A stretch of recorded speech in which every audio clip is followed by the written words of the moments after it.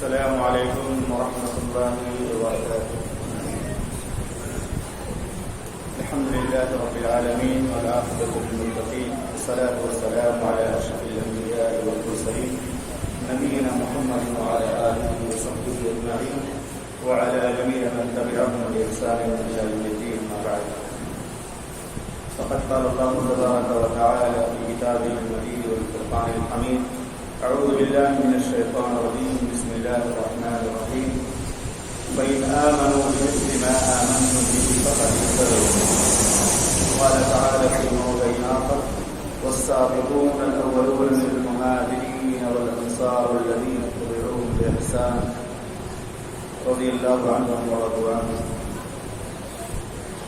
معزز و محترم حاضرین مجلس دینی اسلامی بھائیوں، اس سے پہلے کے درس میں ابوبکر صدیق رضی اللہ تعالیٰ عنہ فضیلت سے متعلق چند باتیں پیش کی گئی تھی.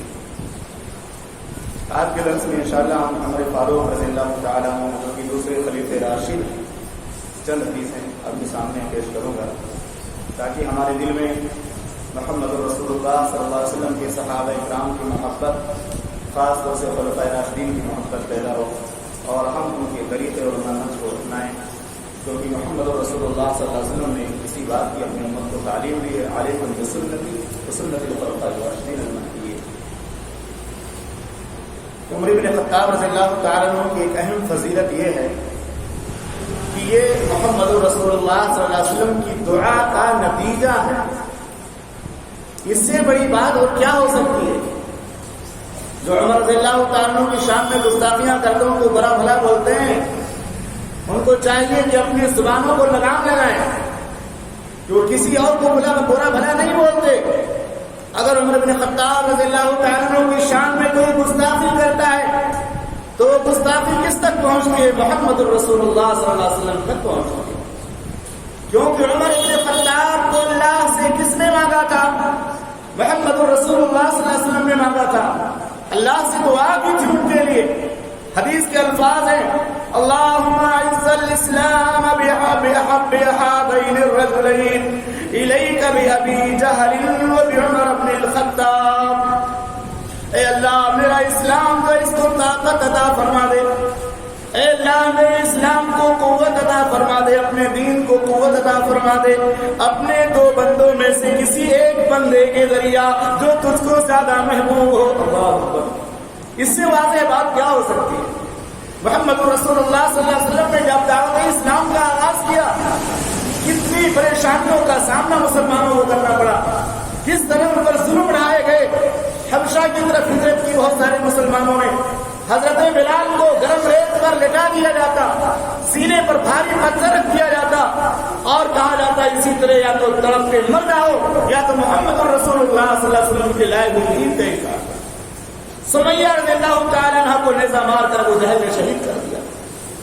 کس طرح سے ان پر زیادتیاں ہو رہی تھی. ان تکلیفوں کو دیکھ کر محمد رسول اللہ صلی اللہ علیہ وسلم برداشت نہیں کر پا رہے تھے.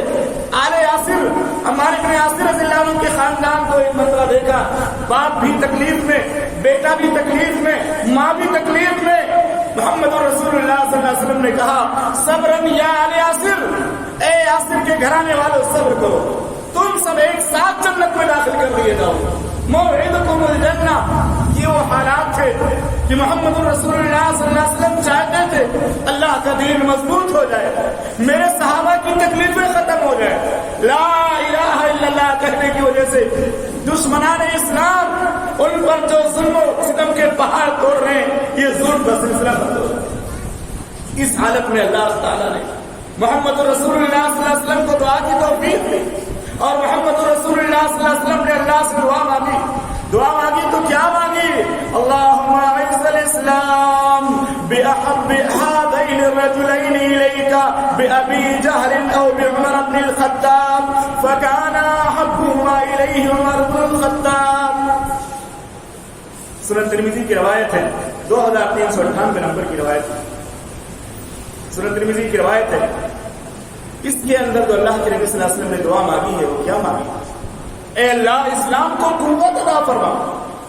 عمر بن خطاب رضی اللہ تعالیٰ عنہ کے اسلام قبول کرنے سے پہلے لوگ گھروں میں چھپ کر نمازیں پڑھا کرتے تھے، دار ارقم میں چھپ کر اللہ اس کے رسول کی باتیں سیکھا کرتے تھے، لیکن عمر بن خطاب رضی اللہ تعالیٰ عنہ نے جب اسلام قبول کیا تھا آپ کھلے عام نماز پڑھیں گے، اب مکہ میں حرم میں نماز پڑھیں گے، کوئی روکنے والا ہمیں نہیں ہے، اللہ کے پیغمبر آپ کھلے عام اعلان کر دیجیے، جہاں وہ مسلمان ہے اپنے اسلام کو اعلان کر کے اللہ کی عبادت کرے، ڈرنے کی ضرورت نہیں ہے، کیوں کہ عمر رضی اللہ تعالیٰ عنہ مسلمان۔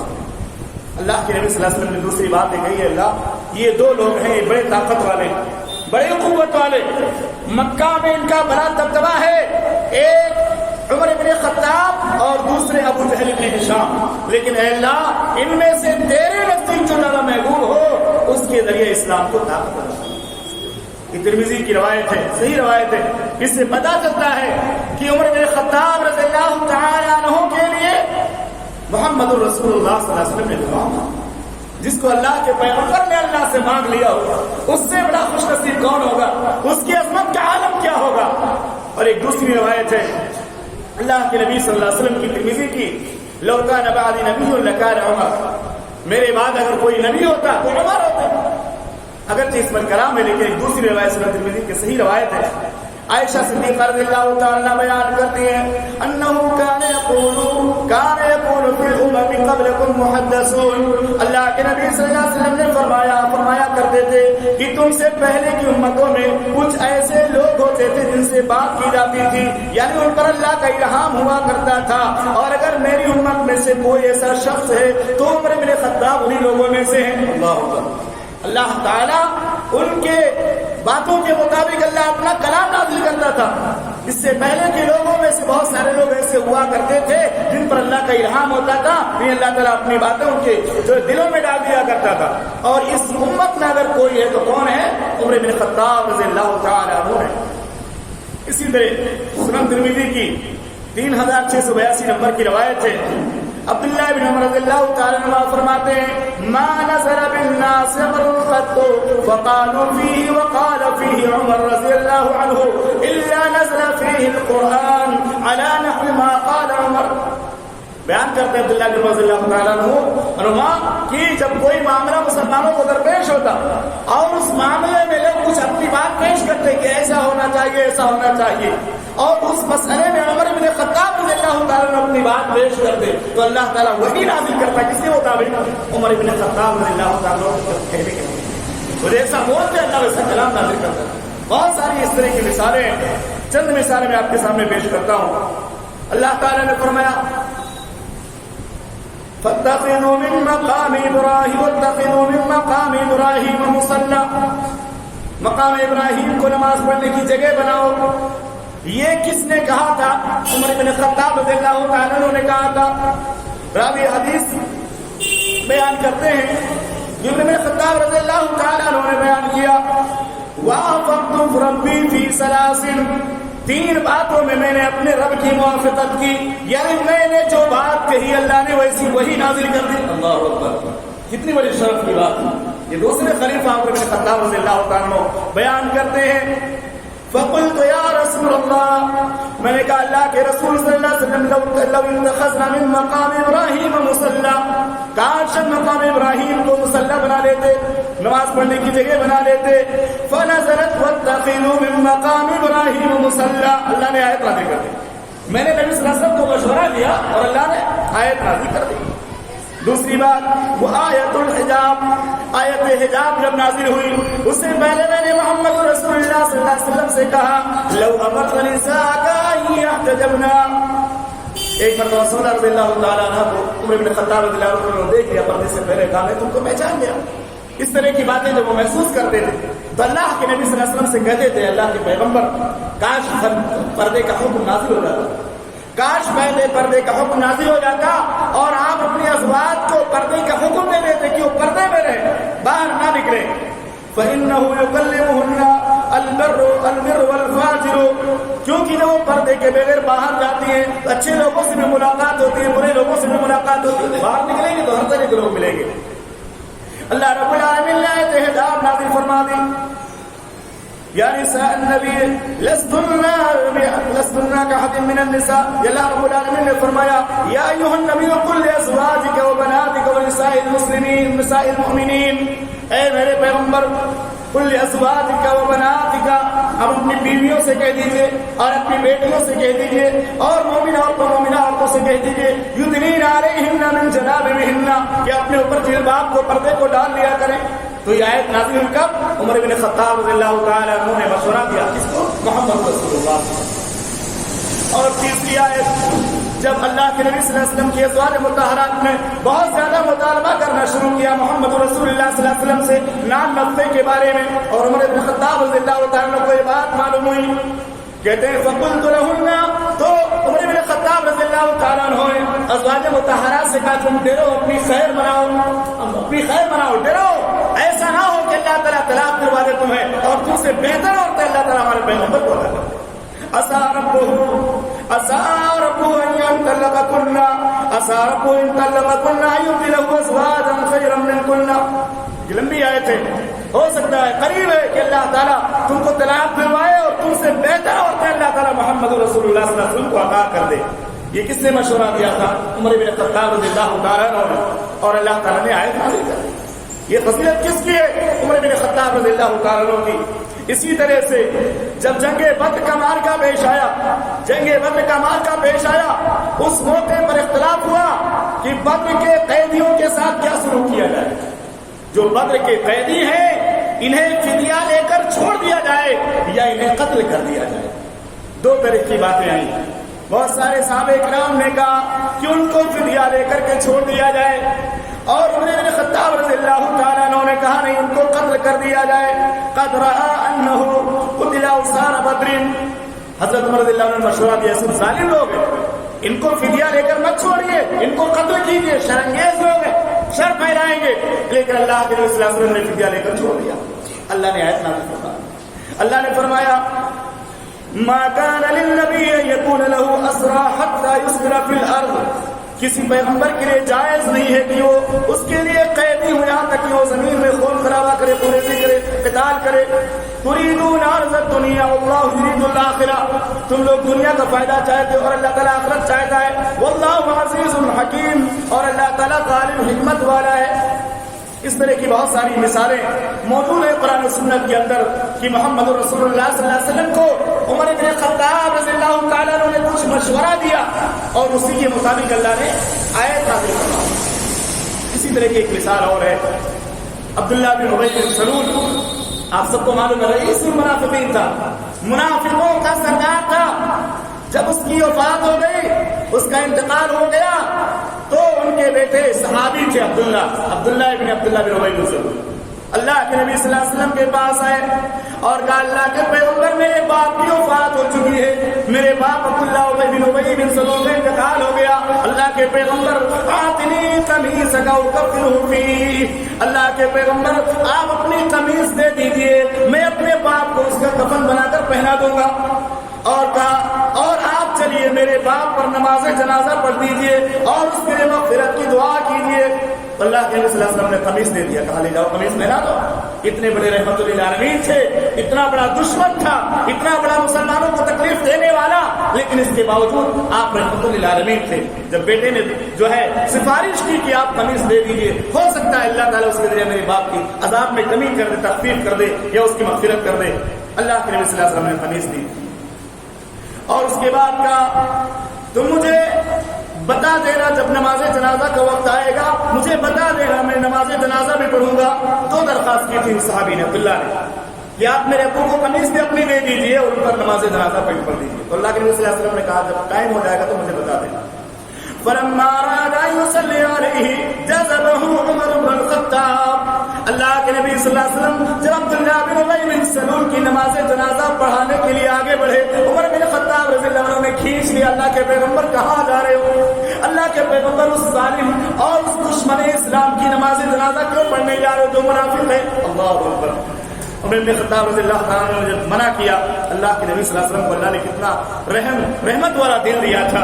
اللہ کے پیغمبر نے کہا علیہ اللہ نہاکا، حضرت عمر رضی اللہ تعالیٰ عنہ نے کہا علیہ اللہ نہاکا ان تصلی علی المنافقین. اللہ کے پیغمبر یہ منافق ہے، اور منافق ہی نہیں بلکہ رئیس المنافقین ہے، منافقین کا سردار ہے.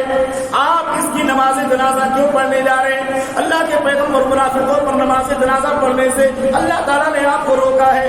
اللہ اکبر. تو اللہ کے نبی صلی اللہ علیہ وسلم نے کہا اے عمر، اللہ نے مجھے اختیار دیا ہے، اللہ نے مجھے اختیار دیا. اللہ نے کیا فرمایا؟ استغفر لهم او لا تستغفر لهم ان تستغفر لهم 70 مرة فلن يغفر الله لهم. اللہ نے کہا آپ ان کے لیے مغفرت کی دعا کرو یا مغفرت کی دعا نہ کرو، اور ان کے لیے اگر مغفرت کی دعا کرو 70 مرتبہ اللہ ان کی بخشش نہیں فرمائے گا. تو اللہ کے نبی صلی اللہ علیہ وسلم نے سوچا کہ ہو سکتا ہے میری مغفرت کی دعا کرنے سے اللہ تعالیٰ معاف کر دے. اللہ نے اختیار دیا کہ چاہو تو مغفرت کی دعا کرو ان کے لیے، چاہو تو نہ کرو، ان کی مغفرت نہیں فرمائے گا اللہ. لیکن اختیار کا جملہ موجود ہے یہاں پہ، چاہو تو مغفرت کی دعا کرو، چاہو تو نہ کرو. اللہ کے پیغمبر نے کہا کتنا بڑا دشمن ہے، اللہ نے اختیار دیا میں نماز جنازہ کروں گا. فصلی، اللہ کے نبی صلی اللہ علیہ وسلم نے اس پر نماز جنازہ پڑھی. ثم صلى عليه ومشى معه فقام على قبره حتى فرغ منه. اللہ کے نبی صلی اللہ علیہ وسلم آئے اور اس پر نماز جنازہ پڑھی. نماز جنازہ پڑھی، اس کے بعد آیت نازل ہو گئی ولا تصلي على احد منهم مات ابدا ولا تقم على قبره. اللہ نے باقاعدہ وہی نازل کر دی. عمر بن خطاب رضی اللہ عنہ نے منع کیا آپ رئیس المنافقین کی نماز جنازہ نہ پڑھیے. محمد رسول اللہ صلی اللہ علیہ وسلم نے کہا مجھے اللہ نے اختیار دیا. نماز جنازہ جیسے پڑھی اللہ نے جبریل کو بھیج دیا. اللہ نے جبریل کو بھیج کر کے سورہ توبہ کی آیت نمبر 84 میں فرمایا ولا تصلی علی احد منهم مات. آپ ان منافقین میں کسی پر بھی کبھی نماز جنازہ نہ پڑھیں. ولا تقم علی قبره، اور ان کی قبر پر آپ کھڑے نہ ہوا کریں. کس نے مشورہ دیا تھا نماز جنازہ نہ پڑھنے کا؟ عمر بن خطاب رضی اللہ تعالیٰ عنہ نے مشورہ دیا تھا کہ آپ نماز جنازہ نہ پڑھیں. اس سے پتہ چلتا ہے کہ عمر رضی اللہ تعالیٰ عنہ کا مقام کتنا بڑا تھا، اللہ نے کتنا بڑا درجہ ان کو دیا تھا. اسی لیے ایک اور روایت پیش کر کے میں اپنی بات ختم کرتا ہوں. ان کی فضیلت میں ایک حدیث یہ بھی آتی ہے کہ ایک مرتبہ ازواج مطہرات محمد رسول اللہ صلی اللہ علیہ وسلم کے پاس بیٹھ کر کے ان سے بحث کر رہی تھی، نان و نفقہ کا مطالبہ کر رہی تھی. اس میں ازواج مطہرات تھی جو قریشیہ تھی، قریش خاندان سے تعلق رکھتی تھی. عمر بن خطاب رضی اللہ تعالیٰ عنہ پہنچ کے اجازت طلب کی. حضرت عمر رضی اللہ تعالیٰ عنہ نے جیسے اجازت طلب کی وہ باقاعدہ اندر بھاگ گئی، سب غائب ہو گئی، ان کی آواز بھی بند ہو گئی اور سب پردے کے اندر چلی گئی. ڈر گئی نہیں تو خوف زدہ ہو گئی. عمر آ گئی. عمر رضی اللہ تعالیٰ کا اتنا روب تھا، وہ کسی منکر کو برائی کو برداشت نہیں کرتے تھے. عمر رضی اللہ تعالیٰ کو جب دیکھا تو وہ اندر چھو گئی جا کر کے. اس کے بعد کیا ہوا؟ فلما سمعنا صوتا انتظرنا الحجاب. اللہ کے نبی صلی اللہ علیہ وسلم نے فرمایا اے عمر یہ کیا معاملہ ہوا؟ جیسے آپ کی آواز انہوں نے سنی سب پردے کے اندر چلی گئی، سب کی بولی بند ہو گئی، آواز سب کی گم ہو گئی، سب کی آواز غائب ہو گئی. تو عمر رضی اللہ تعالیٰ نے کہا اللہ کے پیغمبر آپ اس کے زیادہ مستحق تھے کہ آپ سے یہ بحث نہ کرتی، آپ کے سامنے تیز تیز انداز سے نام نفرت کا مطالبہ نہ کرتی، اپنے مطالبات کو نہ مانتی، آپ کے سامنے جا کر اس طرح بلند آواز سے.